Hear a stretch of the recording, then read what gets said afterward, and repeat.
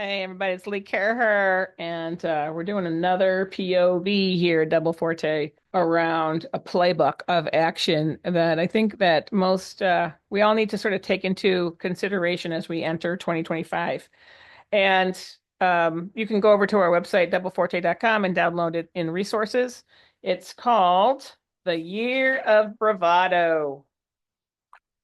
Welcome to the Year of Bravado. And let me just talk about it a little bit, and you can learn more over, download the whole thing with the whole playbook on stuff. Basically, we are entering into another era of bravado where we're going to have to, communicators among us, we're going to have to make sure that how we communicate breaks through what we know will be a lot of bravado, a lot of big, bold headlines that may or may not be based in actuality. How we're going to come through on the other side of it is by matching being bold and decisive and um, maybe controversial with facts and things to back up is the way you're going to get from point A to point B this year.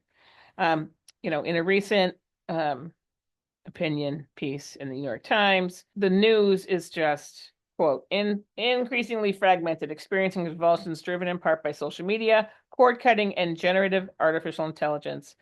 And the media is declining trust from the American people. This is not new. This has been going on for a long time, and we might want to equate it with the last two presidential elections, but it's not new. It's just been exacerbated by the last two presidential elections, I think. There's research from Microsoft from 10 years ago. There's research, there's just so much research on this. And then the attention span that's happening at the same time as this trust has dropped, our attention spans have dropped. So if you're a Ted Lasso fan, being the goldfish, the 12-second, 10-second attention span is awesome if you're trying to get through a potentially escalatory situation and you just need to brush it off, be the goldfish, just forget that insult and move forward. It is sucks from the point of view of a communicator who's trying to get a point across from one person to another, or one person to 100, or one person to millions of people. That has to, how you get them important information in a situation where everybody has a very short attention span. And then we had the algorithm. I mean, it's just a mess, right? So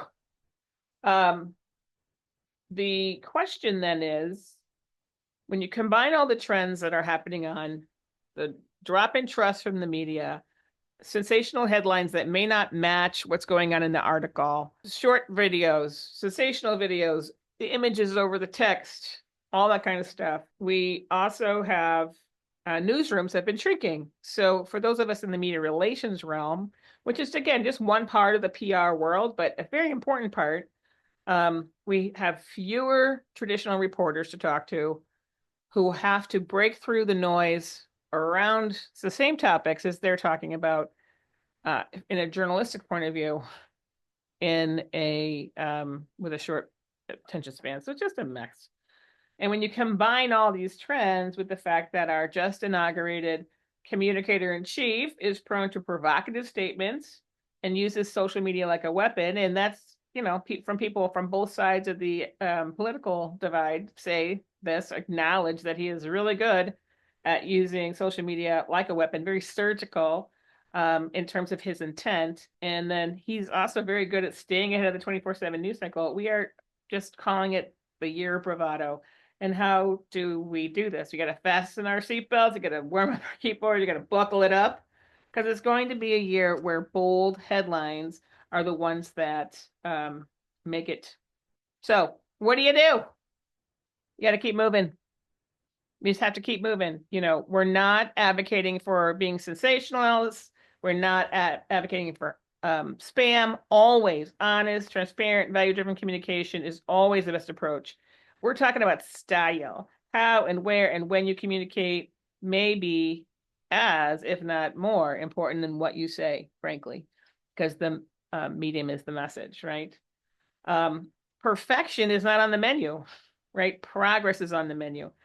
So probably the biggest enemy you're going to have in terms of communicating with the people you're trying to reach, your audience, your customers, your potential customers, your whoever, your partners, your investors, your whoever, your community. Indecision is going to be your biggest enemy this year, whether it's a delayed response, a failure to connect, reluctance to take a stand. I mean, even not taking a stand is taking a stand. So if you're going to get there, just get there fast, right? Just go ahead. Being hesitant or being over polished really will will create more liabilities for you than assets. And moving forward is the only option. So what does that mean? You're gonna have to grab attention. So, boldness will cut through the noise. And if it's backed up by facts, it should help you stay above the fray once people, dig deeper underneath the boldness, because they will, right? People will, and, click, peel the onion and find out more. Building trust. In the end, who do you trust? Your responsibility is to create that trust with your audience. Don't count on the media to do it. You'll have to do it yourself. And being authentic, even when it's messy, is going to resonate much more deeply than an overly crafted corporate, messaging. How often do we have to see these quotes? I'm so happy to, I'm so pleased. Oh, please. Really? No. Say something that matters. Say something that matters. Right? And timeliness matters just as much, right? A day late and a dollar short is going to increase your burden, not going to alleviate it. So, you have to get in a place where you can make decisions quickly, and that is based on your values, based on your goals for the year. What do you got going? Based on the competition, based on everything. So take the moment right now to say, here are my guiding principles. Here's what we want to get accomplished this year. Here are key messages, and how do I make them not boring? And how do I make them not corporate-y so that they sound human and they can jump off the page? Narrative's going to is so important. And your spokespeople, you know, we don't need any more boring spokespeople who are afraid to talk. We need spokespeople who really have a command of their topic, who really are not robots, who really are willing to make mistakes and flubs and come back and fix it around.